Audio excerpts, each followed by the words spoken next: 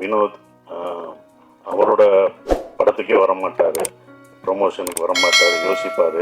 சரவணன் பக்கமெல்லாம் எனக்கு ஒரு வசனம் என் படத்துலேருந்து இங்கே வரும், உங்கள் நேர்மை எனக்கு ரொம்ப பிடிச்சிருக்கு அப்படின்னு சொல்கிறது. அதெல்லாம் பார்த்தோம்னா நம்ம கண்ணீர் வரும். நான் வாங்கின அடியெல்லாம் ஒன்றும் கிடையாது. அந்த அடியெல்லாம் எனக்கு பின்னால் விருதாக கூட மாறும்.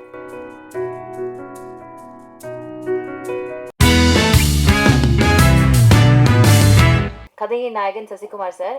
ஆக்சுவலி ஒரு சில இயக்குனர்கள் தான் வந்து ஸ்க்ரீன்ல பயங்கரமா நடிச்சு ஒரு பெர்ஃபார்மராகவும் வந்து நிரூபிப்பாங்க. அந்த மாதிரி ஒவ்வொரு ஃப்ரேம் பை ஃப்ரேம் தான் ஒரு நடிகன் அப்படின்றதையும் எல்லா இடத்துலையும் ப்ரூவ் பண்ற ஒரு இயக்குனர். ரொம்ப காதல் சினிமா மேல. அவர் ஒரு சின்ன ரோல் பண்ணியிருந்தாலும் சரி, ஒரு பெரிய ரோல் பண்ணாலும் சரி, அவ்வளோ அழகா அதை வந்து ஸ்க்ரீன்ல கொண்டு வருவாரு. இன்னைக்கு பேசின எல்லாருமே சொன்னாங்க சசிகுமார் சாருக்கு தன்னுடைய கரியர்ல ரொம்ப முக்கியமான படமா இருக்கும் அப்படின்னு சொல்லிட்டு. அவருடைய லுக்ஸ்லயே அது அவ்வளோ அழகா தெரியுது. Thank you so much sir. இந்த மாதிரி கதைகள் நீங்க தேர்ந்தெடுத்து பண்றதுக்கு ரொம்ப நன்றி. ஒரு சில வார்த்தைகள் ப்ளீஸ். எல்லோருக்கும் வணக்கம். சீமானனுக்கு நன்றியை சொல்லணும். எங்களை வாழ்த்த வந்து படம் எவ்வளோ வேலை மத்தியிலும் எங்களுக்காக, தம்பிகளுக்காக வந்த உங்களுக்கு நன்றியை தெரிவிச்சுக்கிறேன். நீங்கள் படம் பார்த்து எங்களை வாழ்த்துனது வந்து ரொம்ப மறக்க முடியாத, ஒவ்வொரு வார்த்தையும் மறக்க முடியாமல் இருக்குது. அதுக்கு உங்களுக்கு நன்றியை தெரிவிச்சுக்கிறேன். நானும் சரவணனும் அவ்வளோ நீங்கள் சொன்ன வார்த்தைகள் ஒன்றொன்றும் உண்மை.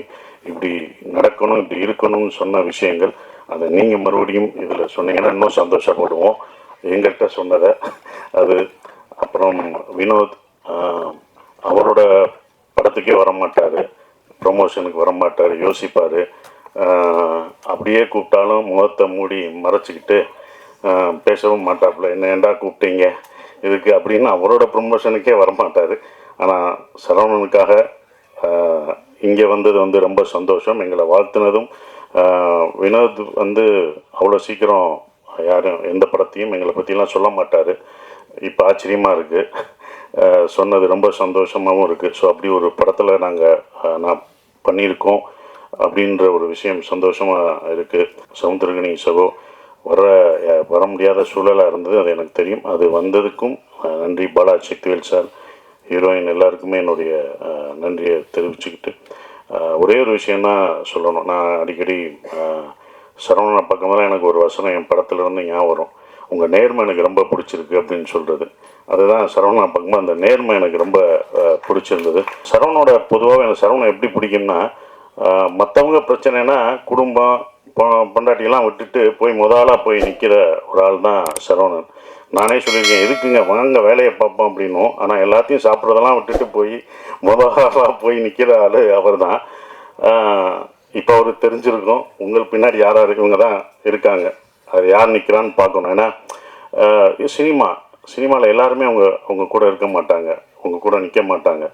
இப்போ அவங்க கூட யார் நிற்பாங்க அப்படின்றது சினிமா உங்களுக்கு ஒவ்வொரு தடவையும் கற்றுத்தரும். அதில் இருக்கும் அவங்க கூட எப்போதும் நாங்கள்லாம் இருந்தாலுமே எப்போதும் கடைசி வரைக்கும் நிற்கிறது உங்கள் மனைவி தான், கலா அக்கா தான். அந்த ஓரமாக நின்று ரசிக்கிறாங்க பார்த்தீங்களா, எந்திரிங்க இப்போயாவது எந்திரிங்க. அவங்க தான் இந்த படத்தில் எங்களோட கஷ்டப்பட்டது. நான்லாம் கிடையாது, அந்த அடியெல்லாம் ஒன்றுமே இல்லை. நான் வருத்தப்பட்டேன்னு பாத்திரம் கழுவிட்டு இருப்பாங்க அவங்க டீச்சரு. அந்த வேலையெல்லாம் லீவை விட்டுட்டு, மன்னிச்சுக்கோங்க, அவங்க கணவருக்காக வந்தாங்க, எல்லாத்தையும் விட்டுட்டு அவங்க பாத்திரம் கழுவுறதை பார்க்கும்போது எனக்கு ரொம்ப இந்த வழியெல்லாம் ஒன்றுமே தெரியாது. ஏன்னா அவங்க பசங்க அவங்க அதெல்லாம் பார்த்தோம்னா நம்ம கண்ணீர் வரும். நான் வாங்கின அடியெல்லாம் ஒன்றும் கிடையாது. அந்த அடியெல்லாம் எனக்கு பின்னால் விருதாக கூட மாறும். ஆனால் அவங்களுக்கு அது என்ன ஆகும், அவர் ஜெயிக்கணுன்ற ஒரு விஷயந்தான். கண்டிப்பாக இந்த படம் சரவணனுக்கு பெருசாக நிற்கும். அதுக்கு தான் எல்லாம் நிற்கிறோம். நான் வழி அனுப்ப போன மாதிரி தான் இந்த படத்தில் 4 நாள் நடிக்கிறதுக்கு தான் அந்த படத்துக்கே போனேன். கனியனை நடிக்கிற கேரக்டர் தான் என்னோட கேரக்டர்.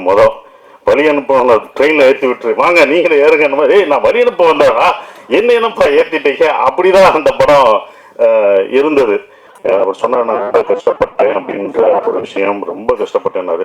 இஷ்டப்பட்டு தான் கஷ்டப்பட்டேன். நட்புக்காக நாங்கள் உயிரே தருவோம். அடி வாங்க மாட்டோமா என்ன, பல அடி வாங்க மாட்டோம். ஆனால் அந்த மாதிரி வாங்குறது தான் அது எனக்கு அது நல்ல விஷயமா அமைஞ்சிருச்சு. படம் பார்த்துட்டு நீங்கள் சொல்லுவீங்க, இதை நீங்கள் மிஸ் பண்ணாதது நல்லது அப்படின்னு சொல்லுவீங்க. ஏன்னா நீங்கள் தான் படம் பார்த்து சொல்லணும். ஏன்னா எங்கள் படத்தை நாங்களே சொல்ல முடியாது, இப்படி இருக்குது அப்படின்னு சொல்ல முடியாது.